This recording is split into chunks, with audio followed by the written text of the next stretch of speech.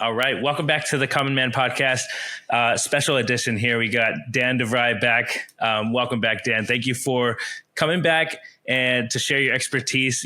Last time we talked, we had such a great conversation, and I had some colleagues come to me and say this was, one of the best ones they heard, and they loved it. They loved, your expertise and just the conversation we had. So let's keep that going along. We're going to have some questions around the similar topics of career development, leadership, self-development, and in that field.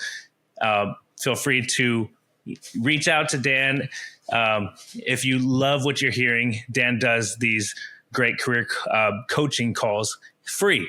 Just visit dandevries.com, schedule a coaching call, or maybe send us a message. We'll put the emails in the show notes so you can get some great career coaching advice. So thank you again, Dan, for showing up. Thanks, Lorenzo. I did enjoy the conversation last time too, and I'm pretty keen and excited to continue to do these over the coming months, years. Who knows how long? I think we'll keep going until we run out of stuff to talk about, which if it's me, there's probably, I never run out of stuff to talk about. So I'm keen and excited.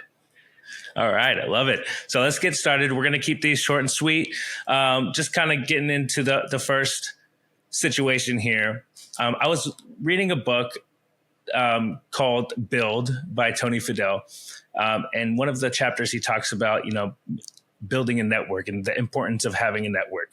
So Dan, what is your experience in creating a network and maybe putting yourself out there in a vulnerable spot to ensure that you have a network? And what does that look like?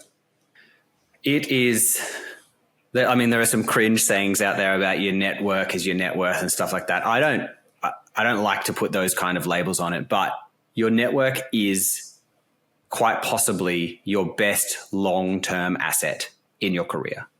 The only other thing that would come close is the time, effort, money, energy that you spend on developing your personal attributes and skills. Between those two, it's a pretty close call. So building a network is a journey. It really does take a long time. It's not something, in my opinion and experience, that you can just, it's not a box ticking exercise. It's not okay, I need to build a network. How many people should I network with? 15? Okay. Do I need these people of this categorization? For me, I find a more organic approach, a more human-centered approach works a whole lot better, because at the end of the day, a network is people, and people are going to be absolutely critical in every stage of your career. There'll be people you know, there'll be people you don't know, but at all stages, there will be people making decisions. And you want to put yourself in the best possible position that those people making decisions can make the decision that aligns with what you want and what you want out of your career. The networking piece, I think we'll get into a few more details about, I guess, my preferred approach and why I like to take that approach. But also, with some of the people that I coach, not everyone's like me, right? Obviously, not everyone has not everyone is extroverted, and some people are introverted. And there's a lot of myths around, if I'm introverted, I can't network because I can't do it this way that I see on TV or that I see on the internet. And that's just not true. Everyone has an ability to create a valuable network. You just have to create an approach for yourself that works with who you are and how you can consistently show up and create that valuable network that is going to literally pay dividends for, you just don't know when. That's the thing about it. You don't know when that person in your network is going to come through for you. And I have a great story about that. Completely unexpected opportunities arising purely from having a network of people that you genuinely like and care about and like to talk to. Yeah, we'll circle back to that story. I want you to share that story near the end, but I wanted to expand on that and say that, the way I treat networking is relationship building, no matter what, if they're my customer at where I work, or if they're my boss, or they're my colleague, or they're my podcast guest. I treat every situation, as network building, but I'm not thinking of it as network building. I think of it as relationship building. And I think that's very important. So let's just do like a little kind of exercise here, Dan, and put you on the spot. Right. You're at a networking event. It's kind of light. It's kind of in that there's a lot of people around. It's loud. People are just grabbing their drinks. They're grabbing their food. There's people at a table. You kind of want to introduce yourself. What is your approach when you go up to someone trying to, build something from there? So I find for me, my approach is always about having a interesting conversation. And as someone who is actively trying to build relationships, you want to be curious. Curious is the key element to creating a good conversation. You'll know this if you've ever had a bad conversation. Someone says, "Oh, so what do you do?" "Oh, I'm a lawyer." "Okay, so can you tell me more about that?" I mean, I've considered maybe doing that.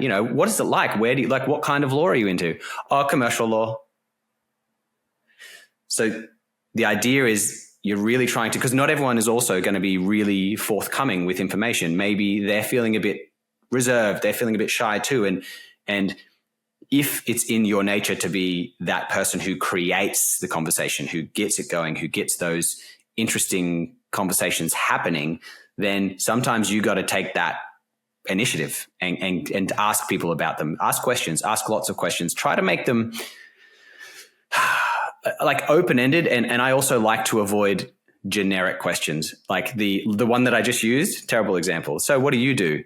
Like everyone knows that, everyone uses it, but it's, it's not that interesting. And a lot of people will respond with a generic response, and it's not going to open up those thought processes and those ideas and get people engaged and keen.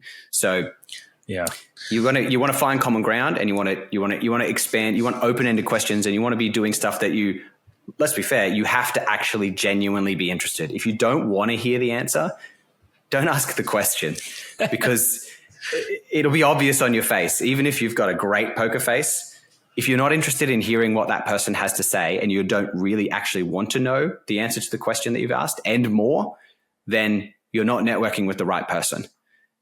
You need to be genuinely interested, because if you're not, it's going to fizzle out pretty quick, and it becomes a chore. You want this to be not necessarily enjoyable. Enjoyable would be great, but you want it to be interesting. You want it to engage your brain and have you thinking, going, "Oh yes, what about this?" Thinking about opportunities.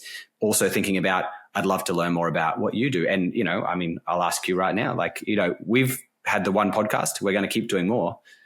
We only know a little bit about each other in terms of what we do for work and what we do outside of work.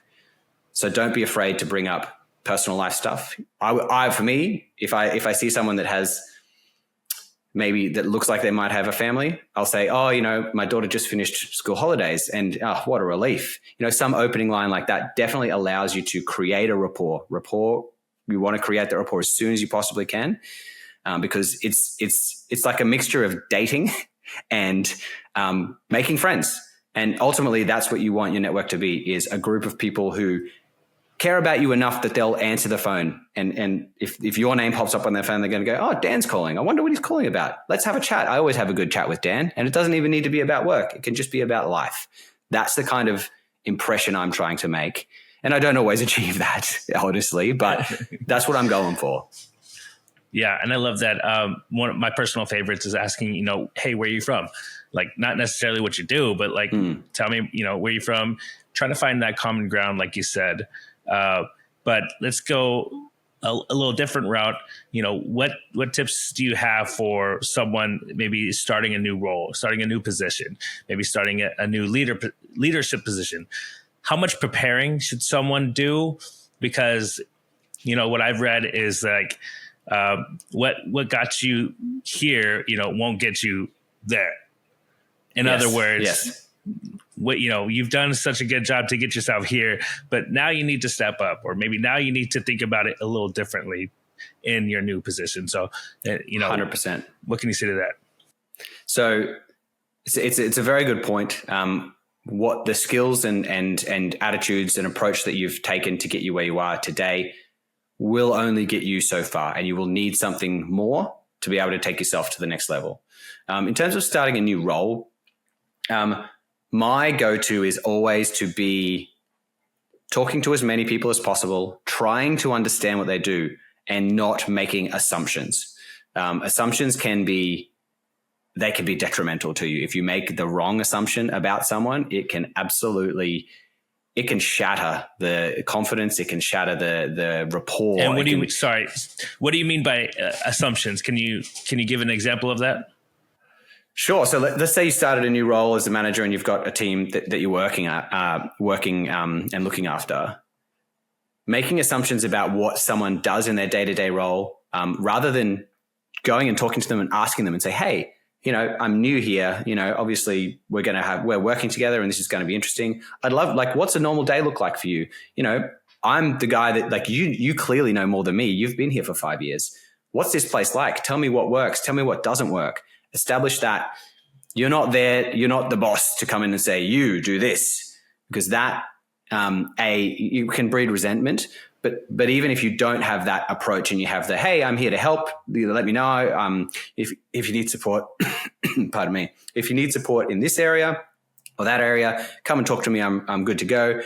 Just make sure that you've got all this done. Even just that little throwaway line, make sure that you've got all this done. You may not fully appreciate what, the first person or the second person or the third person on your team actually does. A position description is not going to tell you everything that a person does. And so I like to recommend, and I like to do this myself, is to say, if you're new there or you've just taken over from a previous manager or some sort of situation like that, ask people. People love to be asked about what they do, what matters to them, and how, and opportunities to do things better or improve, or how would they change things. You're showing an interest. So I say, if I just came in and you were working in my team, Lorenzo, I'd say, hey, Lorenzo, so, what is it like here?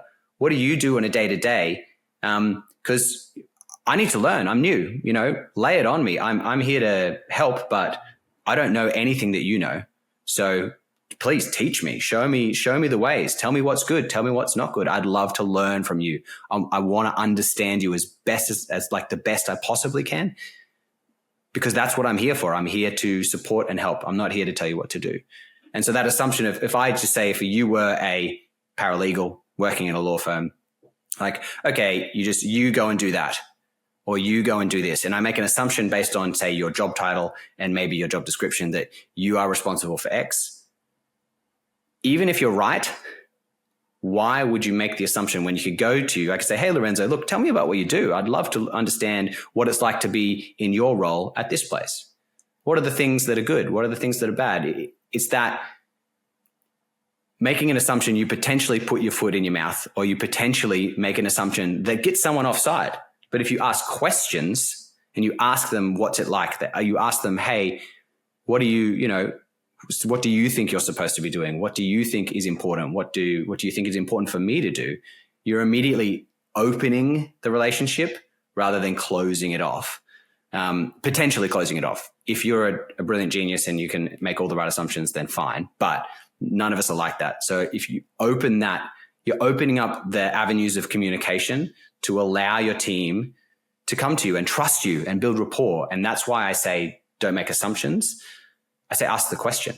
You don't, and as in a leadership role or in a position of responsibility, don't fall into the trap that we all do at one stage or another, which is, well, I'm the boss. I need to know what's going on. I need to be right. Not at all. Be totally fine with being wrong, with not knowing yet, with not understanding. No one is going to, well, the chances of you being, seen as, oh, well, this guy has no idea what he's doing. What's he doing here? That's not the point. And people can think that. But the point is you're there to facilitate and support growth and performance. So, you don't want to be scared of having to know everything. And I've been there in that position where you think, oh, I'm in this spot, I should already know the answer to that. No, you've got a whole team around you to help you understand the specifics of that workplace and how it works. And people love being asked. So talk to people. Yeah, I love that. And because assuming can also bring in miscommunication, and then miscommunication of what each other's roles and responsibilities are can get jumbled and then mixed around when you can just clearly lay them down and assign those, so that way there's no miscommunication, and that way you can continue to progress in your role, especially if you're new there. So I love that, Dan. Final question here as we wrap up. Yeah. What is the art of self-promotion, and how do we muster up the confidence to do that? Yeah, it's a tough one. I find it is particularly difficult in, I would say, British colonies like Australia. So there is a definite, I mean, and obviously the United States was technically originally a British colony, you know, with Independence Day having been recent. Yeah. But there is a little bit of hesitance to big note yourself or talk, you know, that kind of cringy, I'm the best, you should pick me. And the key to the art of self-promotion is finding everyone's spot along that continuum is in a different place. Some people feel far more confident or even just comfortable to say, hey, yeah, I did this awesome thing. It was great. I really enjoyed it. You know, just wanted you to know about it. Some people feel like they're, I guess, exposing themselves too much or being too overconfident or, you know, just being a little bit cringe about saying they think when you say, yes, I was responsible for that. And I'm very proud of the outcome is a bit, a bit too boastful. It's a bit too much. And so the key is to find the spot along that continuum of self-deprecation all the way up to being way too boastful and people going, who's this guy? Like no one likes this guy because he's just constantly talking about himself and how amazing he is. So finding the spot along that continuum that works for you right now is the most important first step. Then from there, practice doing that piece, talking to people, letting them know about your achievements, your accomplishments in a way that you can sustain over the long term. What you'll find is that as you do that, you will allow yourself to creep slowly up that continuum to the point where you get to a place where you feel comfortable being a little bit more self-promoty, which will allow more people to understand your value, what you deliver, how you deliver it, why you are an important part of the team or important part of the business. And the importance of that is that you end up front of mind with decision makers. When opportunities come up, they're going to think, that Lorenzo, he just completed this. And it was a really good job. And he was a really good communicator. He told me how he did it. He told me what he learned. And he shared his pride or happiness in the outcome and result. I'm going to have to ask it. I'm going to talk to him about this opportunity. There's that recency bias that creeps in to everyone.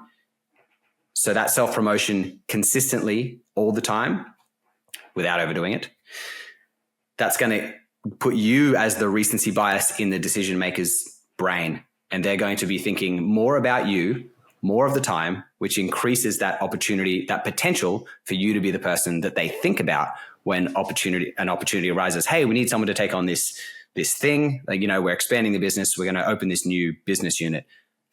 Yes, this is the person I want to talk to because I remember they told me about this thing that they did. And that recency bias just creeps into their brain. And what you want to do is increase the biases in your favor.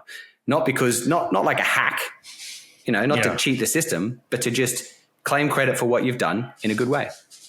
Do you think it's harder to do that if you're working remotely? 100%. It's a lot harder to do that if you're working remotely.